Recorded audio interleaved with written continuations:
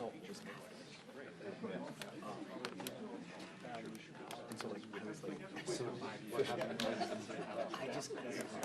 I said he's canceled votes in the House 3 times. It's the 4th week that they haven't voted. They haven't voted for him. And so people are like, which one is the truth? Official texts me and goes, am I stupid? Yeah. I was like, he's stupid. Well, he's got to explain like they last voted before the shutdown. Before the shutdown. So now it's I mean, technically, like it wasn't wrong, but like.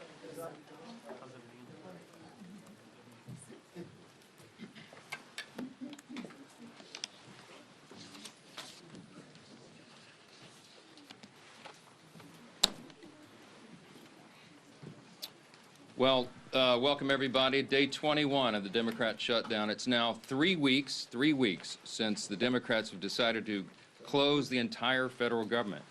I mentioned yesterday when we were gathered that this is now the longest full shutdown in American history. And yet again, Senate Democrats voted for the 11th time, 12 times overall, when you count House and Senate Democrats, to prolong the pain and keep the government closed. So we want to talk very briefly with you this morning about what that means, and then we're going to give you a little update on the Epstein matter. So far, this is what it means. So far, what this shutdown has caused to the economy and to the people of this country is really unconscionable. The U.S. economy has now lost hundreds of billions of dollars. We have federal workers who are desperate for pay and uncertain when they will get their next paycheck. You got families wondering if they'll go without food assistance next month because many people rely upon that. New federal loans and disaster aid have come to a complete halt, and the stewards of our nuclear defense stockpile are being sent home on furlough. Think of the implications of all this. All of it hurts the economy, it hurts our national security, and it hurts the American people, and the Democrats seem not to care. I was watching Republican Senate Majority Whip Barrasso this morning on an interview, and he said it, I think, very succinctly. He said the Democrats are practicing the politics of pain. I'm not sure I could say that any better. That's exactly what it is. And you think of what's happening right now. Think of what they have demanded in exchange as a ransom, the hostage they've taken to reopen the government.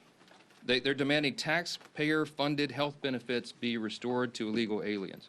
They're demanding that we spend billions of dollars overseas for ridiculous programs that the American people do not support. They want to claw back the $50 billion that we just got signed into law on July 4th to support our rural hospitals and all sorts of other crazy things. They're demanding taxpayer-funded health benefits for illegal aliens instead of agreeing to pay our men and women in uniform and provide vital health services and all the things that our most vulnerable Americans depend upon. It is unforgivable. And this is an indisputable fact. Everybody can see this, and everybody in this room knows what I'm about to say is true. Chuck Schumer and Hakeem Jeffries are terrified of their far left base in New York and around the country. So they have given in to their demands to shut down the government so that they themselves can get the left's approval and somehow salvage their political careers. That is the whole story in one sentence, okay? That's why Schumer said shamelessly that every day of the shutdown gets better for us. Who's the us? He's talking about he and Hakeem and the Democrats who are afraid of the far left base. So today I want to put a finer point on some of the very real consequences we're seeing and what they mean for Americans around the country. And I'll zoom in on some of these key Democrat states where the senators continue to dig their heels in and vote against opening the government. Yesterday from NBC News, here's the headline: air traffic control staffing issues cause flight delays across the country. The Secretary of Transportation said 53% of flight delays are now due to staffing issues, and usually that number is 5%. From Colorado, food banks face growing crises as shutdown impacts become a reality. That's the headline from Sky High News. What are Colorado's 2 Democrat senators doing? You've got Hickenlooper and Bennett. They have both now voted 11 times to keep the government closed. Virginia. Here's the headline yesterday, KSL. Virginia employees fear shutdown's impact on veterans' medical care. And meanwhile, there are 2 Democrat senators, Tim Kaine and Mark Warner, have voted repeatedly to put their thumb in the eye of those veterans. And they won't end this pain. From Hawaii, Hawaii News Now says, headline, Government shutdown impacts telehealth for seniors in Hawaii. Seniors in Hawaii rely upon telehealth. Guess who's shutting it down? There are two Democrat senators, Brian Schatz and Mazie Hirono, voted again and again to keep the government closed and disrupt the health services for seniors in their own state. They've got a lot to answer to. From California, here's a headline, ABC 7 News. Alameda food banks step in to help TSA workers, families impacted by government shutdown. That is disgusting. And both of California's senators, Padilla and Schiff, have voted 11 times to block the pay of those TSA agents and their families, the paychecks they rely upon. From Illinois, WIFR, yesterday, federal courts in northern Illinois reduce operations due to government shutdown. The courts are reducing operations, and you've got Illinois Democrats, Senators Duckworth and Durbin have voted to keep the government closed. We could do this all day long. That's a sample. Democrats used to care about the harm that shutdowns caused hardworking Americans, but now we can all see very clearly that was always based on politics and not principle, because they have thrown the principle out the window. And yesterday, there was an article from The Hill that laid bare that very fact. A Democrat senator was speaking anonymously and admitted, quote, people are going to get hammered if they vote for the House passed bill to reopen the government. The clean, nonpartisan CR, they're going to get hammered. Another insider said in that same story, quote, we would have enough votes to reopen the government if people were not terrified of getting the guillotine, okay? They mean it metaphorically, but in a political sense, that's exactly what they're concerned about. And think about the fact that we're just laying out here. These are simple facts. We come out here every morning and remind the American people of what's going on. Do not let them distract you from the facts. The American people would have an open government if Democrats were not terrified of their radical base. That is the headline. Every single one of you should write that. That's the ugly truth. The Democrats are not governing in good faith. They're covering their own tail. They're out here decrying the so-called forthcoming health care crisis, they say. It's the one that they themselves created. The Democrats created Obamacare. They're the ones that created a subsidy with an expiration date. They're the ones that did all of this. Republicans are trying to fix it. And they're trying to blame Republicans for the crisis they themselves created. They cry foul when we won't bail them out of their own shutdown. I don't have anything to offer, as I've explained. I don't have any partisan priority I can pull off of the CR to make it more palatable for them. There's nothing to negotiate. They just have to do what they've always done in the past, that they did 13 times during the Biden administration, and they did as recently as March of this year, to open the government so that people can get their services and their paychecks. And they go before cameras incredibly, and they just lie to the American people over and over. It's a stunning thing to watch. It's time to stop the political games. The Democrats have got to stop this so that we can get back to the work here. For the sake of the American people, I hope they do. I hope Democrats finally come to their senses soon and the pain will end so we can reopen the government and get back to the hard work here. Let me say this. Now, while congressional Democrats continue their dangerous political games, the bipartisan House Committee on Oversight is conducting its investigation into the heinous crimes of Jeffrey Epstein. And it has continued. It has not stopped during the government shutdown. You have some of the, as I'd like to say, some of the toughest bulldogs in Congress on the Republican and Democrat side who are united in this cause for maximum transparency of the Epstein files. I'm for that. Chairman Comer is for that, the Oversight Committee chair. You'll hear from him in a moment. All these leadership team are, all the Republicans in the House are for maximum transparency and always have been. My good friend, Chairman James Comer, is going to give you an update on that shortly, but I just want to make a couple of key points very clearly before I bring him up here. Congressional Democrats are rudderless right now. I don't know how else to describe it. They don't have a message, they don't have a leader, they don't have any identifiable set of policy solutions for the problems facing the American people. Their party continues to hit all-time historic lows in poll after poll after poll, and many of you have reported on that.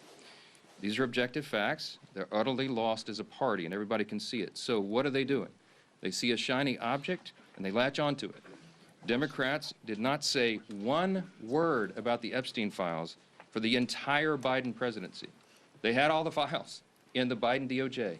They didn't say a word about it. 4 years, not a word. And suddenly now, they somehow convince themselves that the Epstein files will be damaging to President Trump and Republicans in some way that they've imagined, and so they feign outrage. Let me be very clear about this. I've met with some of the Epstein victims. Some of these brave women have come forward. They were here on Capitol Hill, as you all know. We heard their stories. It's gut-wrenching. It's disgusting what they've been made to go through, and they bravely came forward. We're working around the clock to ensure that justice is served, and also as part of the oversight to figure out why justice has been delayed for so long. All credible information we will ensure is released to the public, and we also, at the same time, are fulfilling our responsibility to protect the innocent victims. By the witnesses' own testimony, these ladies who've come forward, they estimate there may be as many as 1,000 young women who were subjected to these heinous crimes.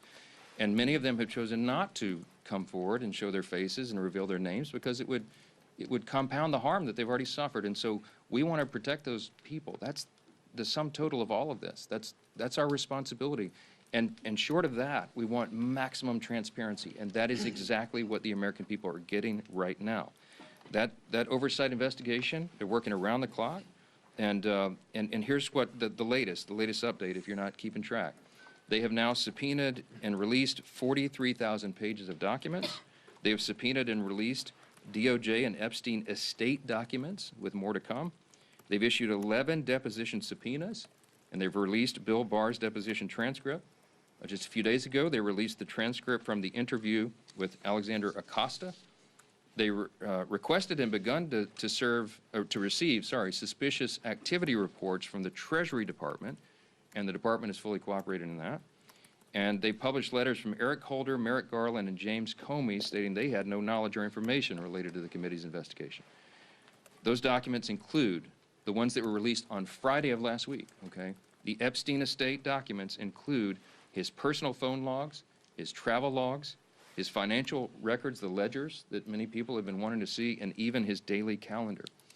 The investigation and continued document release is ongoing even as we speak. And let me say this clearly as well. The bipartisan House Oversight Committee is already accomplishing what the discharge petition, that gambit, sought, and much more. The Epstein estate files that have been this new treasure trove, the third batch of information released right now, was not even included in the discharge petition. Didn't even think of it. And again, the investigation is bipartisan, it's nonstop, and it's far broader in scope than what is covered by the discharge petition, and has already yielded significant results. Unfortunately, some Democrats, and sadly even a couple of Republicans, have tried to make this a political issue. They seem to be more interested in trying somehow to lay a glove on the president than in securing justice for these victims, and I think that is shameful. But as Chairman Comer will tell you, the work of the bipartisan investigation continues, and we brought him here to share with you some of those thoughts. Chairman Comer, thank you for your hard work, and take it away. Well, thank you, Mr. Speaker. As Speaker Johnson already said, today marks the 21st day of the Schumer shutdown. Democrats' political games are hurting hardworking Americans. This week, essential federal workers won't receive their paychecks because Democrats voted against paying them. That includes Border Patrol, CBP agents, TSA, FAA staff, DOD civilians, FEMA responders, and Capitol Police officers. The overwhelming majority of Americans oppose this Democrat shutdown. Democrats know it, so they're trying to distract from the fact that they shut down the government by pushing a false narrative about President Trump and Jeffrey Epstein. Let me be clear. No one is protecting Epstein or his associates. The House Oversight Committee is conducting a thorough review of the federal government's handling of the Epstein investigation, one that goes far beyond the discharge petition the legacy media is obsessed with. To date, the Oversight Committee has released over 43,000 pages of documents and issued 13 subpoenas. We've conducted a deposition with former U.S. Attorney General Bill Barr and a transcribed interview with former U.S. Labor Secretary Alex Acosta. I don't think I need to remind anyone in here, they are both Republicans and both former cabinet secretaries in the Trump administration. And guess what? Those interviews completely debunked the Democrat smear against President Trump. Barr stated that there was no evidence that President Trump was involved in Epstein's criminal activity. Acosta confirmed there was no contact with President Trump during the Florida case. No link, no conversations, nothing. Despite these facts, Democrats, especially Ranking Member Garcia, continue to spread lies about President Trump. and they are lies. They're infected with an incurable case of Trump derangement syndrome. Oversight Committee Democrats post daily about Epstein. In fact, they've posted or reposted about Epstein nearly 60 times on X since the shutdown began.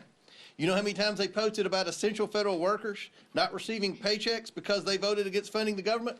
Once. They've posted about that once on the Democrat Oversight Committee and over 60 times about Epstein. You see where their priorities are. Let's be clear. Democrats don't care about transparency or accountability in this matter. The evidence we've gathered does not implicate President Trump in any way. Public reporting, survivor testimony, and official documents show that Bill Clinton had far closer ties to Epstein. We're working to bring former President Clinton in for a deposition, but the Democrats aren't helping one bit. You would think, since we've already brought 2 former Trump cabinet secretaries in, they would be willing to bring in a Democrat who's had publicly a far closer relationship with especially Maxwell and Epstein. So why is that? That's a question every reporter should be asking Ranking Member Garcia and every Democrat on the committee. Why aren't you helping to bring Bill Clinton in for an interview and deposition just like we brought in Barr and Acosta? The Oversight Committee remains committed to accountability and transparency for the American people and for Epstein's victims. Our investigation has not stopped during this shutdown. We've released more documents just this past Friday. Democrats need to stop playing games and vote to reopen the government. With that, I yield back to the speakers. Thank you, Chairman Comer, and truly appreciate the hard work you continue to do to get the facts out. And that's what this has always been about. I want to continue to get those facts out, and your committee has been working tirelessly to do just that. As we enter the 3rd week of Chuck Schumer's shutdown, I think nobody can sum up just what is really going on better than the article yesterday in The Hill. You know, we've been saying up here for weeks that the real motivation behind the Democrat shutdown of the government is that they're afraid of the most radical far-left elements of the Democrat Party base. And yesterday, The Hill, in a pretty riveting article, laid bare the underbelly of the Democrat Party's motivation. It truly is fear of their own party's base that has driven the Democrats, especially in the Senate, to shut down the government. It's a calculated decision. And the continued votes, including yesterday, to keep the government shut down has been a direct result of the fear Democrats continue to have of their own party's base. Some of the most radical elements that you saw at the Hate America rally. We showed it up here on this dais yesterday with some of the most vile things that you saw. Many people that were holding signs calling for the death of the President of the United States. That's who Democrats in the Senate are most afraid of. And they're willing to inflict pain on millions of American families. And I think it's very important to understand what they're saying. There was one Senate Democrat aide who said people are going to get hammered by their liberal base if they vote to open up the government. So they're not concerned about the millions of families who are suffering because they're keeping the government shut down. They're just worried about getting hammered from their own base. And the Speaker laid out some of this too. There was another senator who said, quote, they'd vote to open up the government yesterday if left to their own devices, but don't want to risk an angry backlash from their base. They'd be more than willing to do it. They know it's the right thing to do to open up the government, but they're scared to death of the backlash from the radicals in the Democrat Party. Another person said enough Democrats would vote to reopen the government, quote, if people were not terrified of getting the guillotine. You know what that means. When they're more scared of their own party's base, you talk about profiles in courage, that's what we're experiencing.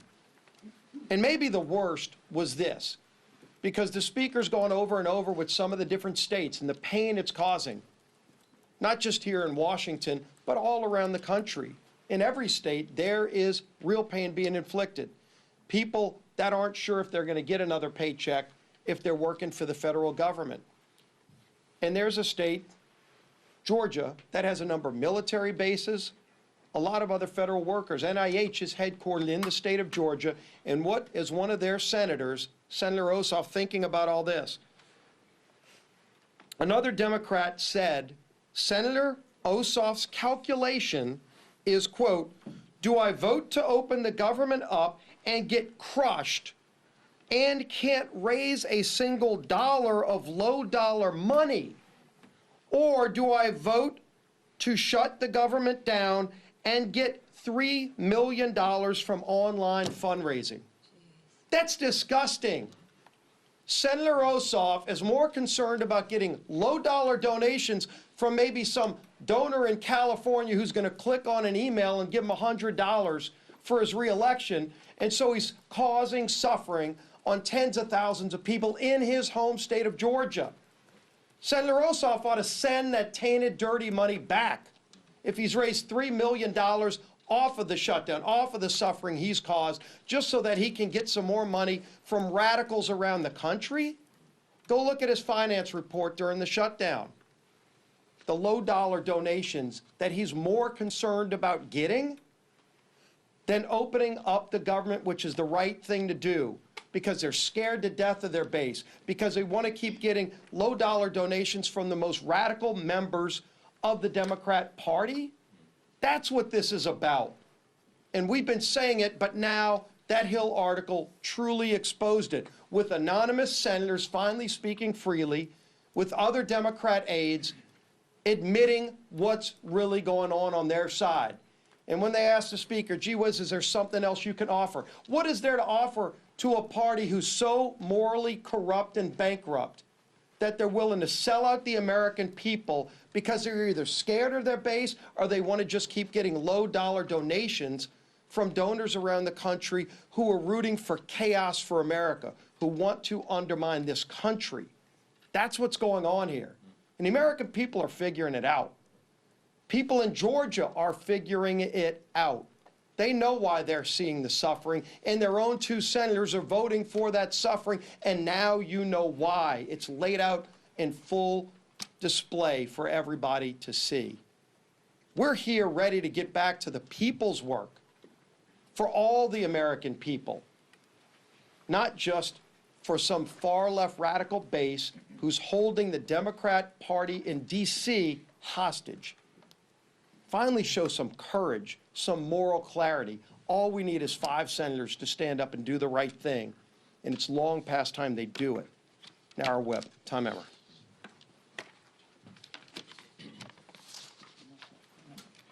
Welcome to day 21 of the Democrats' shutdown, where Democrats have now voted 12 times against funding our government. Why is that? I'm going to read the same quotes from those anonymous Democrats. People are going to get hammered if they vote for the House-passed bill. A second person familiar with the political dynamics said centrist senators are fearful of breaking with leaders while party activists are planning the anti-Trump rallies. Another one, we would have enough votes to reopen the government if people were not terrified, as Steve and both Mike have pointed out, of getting the guillotine. Another Democrat strategist said the main driver is fundraising, which Steve just went over. Do I vote to open the government up and get crushed and can't raise a single dollar of low-dollar money? I mean, it's amazing, Steve. This is what it's all about. And this is what everybody in this room should be reporting every single day. They should be held accountable for this type of behavior, because it is having serious consequences all across the country. Real Americans are getting hurt while these political elites in the defunct Democrat Party are playing political games. Border Patrol agents are being forced to go without mission-critical funding. Low-income families, nutrition assistance benefits like SNAP and WIC are being jeopardized, all so these Democrats can appease their radical pro-terrorist wing. That is what they are. You saw it. And anybody who wants to push back, then they should disavow any connection to people who are calling for the death of any elected official, let alone the President of the United States, which they seem to be fine with, or this Attorney General candidate in Virginia. They won't even do that. This is a party without a message, without a leader, and without a future at this point. They are well on their way to being left on the ash heap of history. It's despicable, and it's downright wrong. We've got news for Chuck Schumer and the soon-to-be former leader of the Democrats in the House. Your Hate America rally is over. It's past time for you to stop thinking about yourselves and start thinking about the people that you were hired to serve. The American people are not and should not be pawns in your shutdown games, and they should not be forced to suffer just so you can play politics here in Washington, D.C. Put an end to this madness, pass our clean CR, and let's reopen this government immediately. Our conference chair. Thank you. Well, good morning, everybody, and thank you, Mr. Comer, for being here. Again, don't let the facts get in the way of a good story, right? Our side, a lot of facts. The other side, more headlines than anything, right? Press the other side on the facts, because the facts speak for themselves, no different than Chairman Comer laid out with all the work that he's doing, and transparency, right? It's been 1 month since House Republicans passed a bill to keep your government open. And how did Democrats celebrate? Well, they partied with communists and socialists who hate America, right?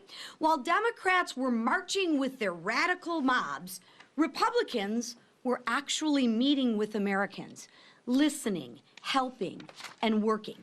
Let me give you a few examples. Congressman Ciscomani visited a food bank helping families with food insecurity. Congressman Rick Allen stood with veterans left in limbo by the Democrats' political games. And Congresswoman Nicole Malliotakis thanked U.S. Park police officers while they worked without pay.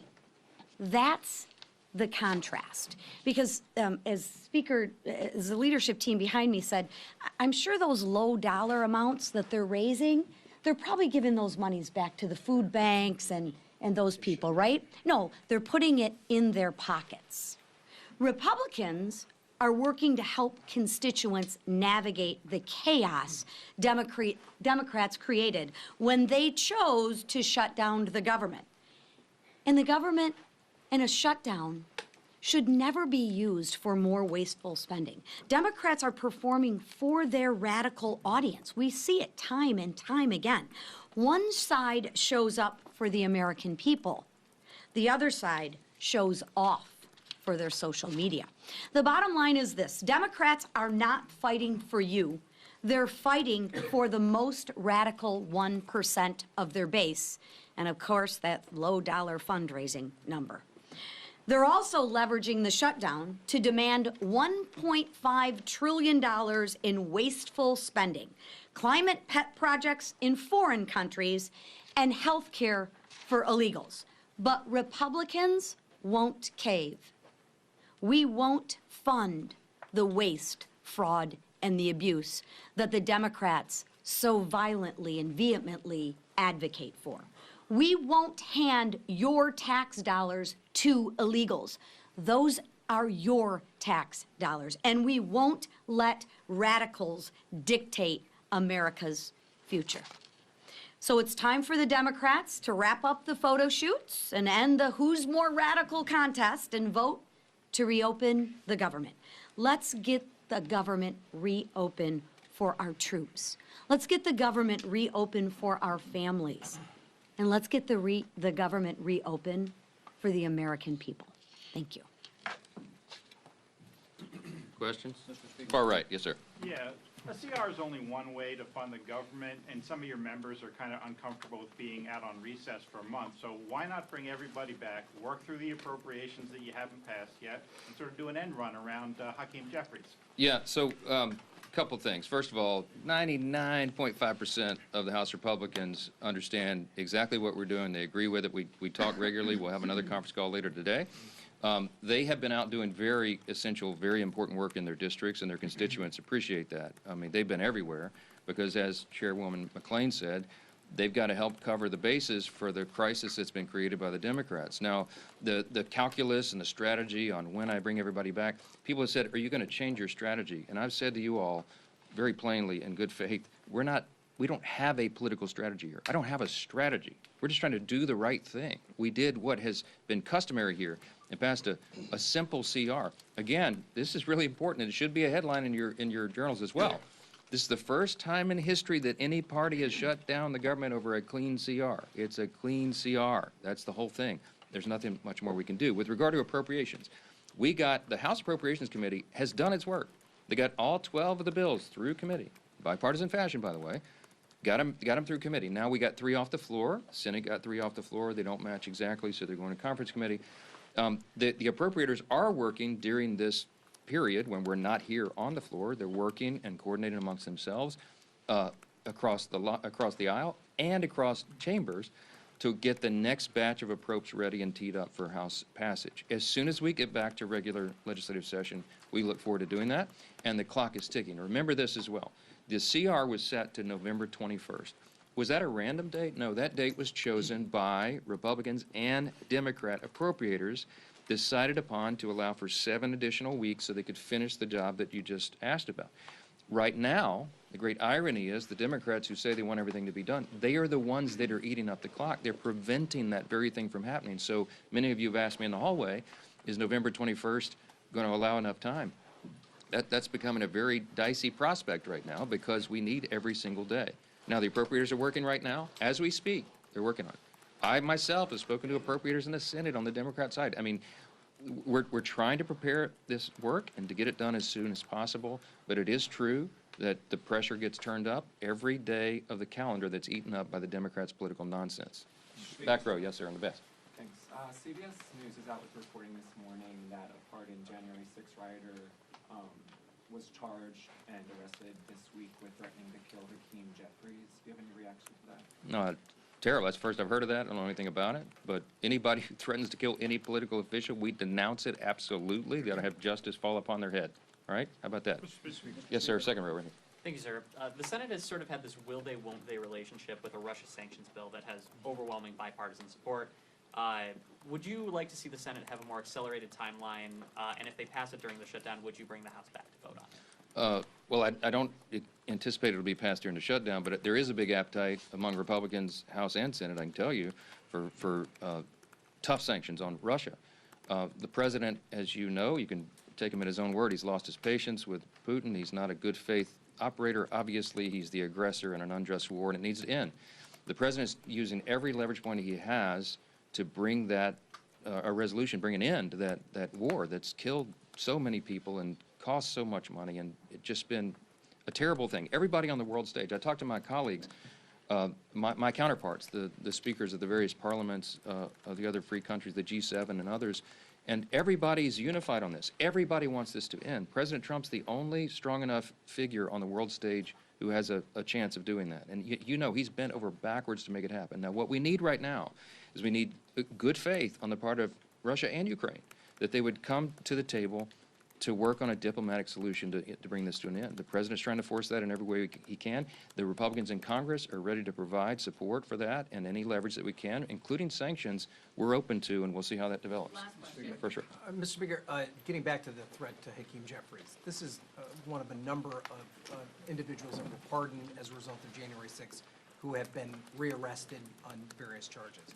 Did President Trump make a mistake by just offering up a blanket pardon for every single person that was convicted as a result of I don't know any of the details of this at all. I don't know who's been alleged to have been involved in this. I will say that anybody who threatens political violence against elected officials or anyone else should be have the full weight and measure of the Department of Justice on their head.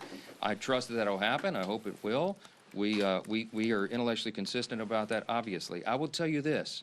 The violence on the left is far more prevalent than the violence on the right. Don't make me go through the list. You all know it. All of these the assassination culture that's been advanced now, this is the left in almost every case that is advancing this and not the right. So let's not make it a partisan issue. You don't want me to go there. We're just going to say anybody, any deranged individual, this has to stop. And the rhetoric that you saw on display on Saturday, we highlighted yesterday, it plays into this, okay? There are people that get triggered. There are deranged people in society when they hear elected officials participating in a rally that was paid for by Soros and sponsored by communists, with signs and placards and mantras that were repeated that we should bring death to, fascist politicians. What they mean is they call every Republican a fascist now. They're calling for the death of elected officials. Please, enough of that. We got to stop it. Stop the rhetoric, stop all the nonsense, and But stop what the about the violence. blanket pardon, sir? Was that, the blanket pardons, was that Look, appropriate? I'm not going to address it because I'm not sure of the details of this, and I think we've said enough. You know where we stand, and every one of you should stand there the same way. We denounce violence from anybody, anytime. Those people should be arrested and tried. Mr. Thanks. Speaker, should the president have bipartisan negotiations to end the shutdown? Why isn't he involved?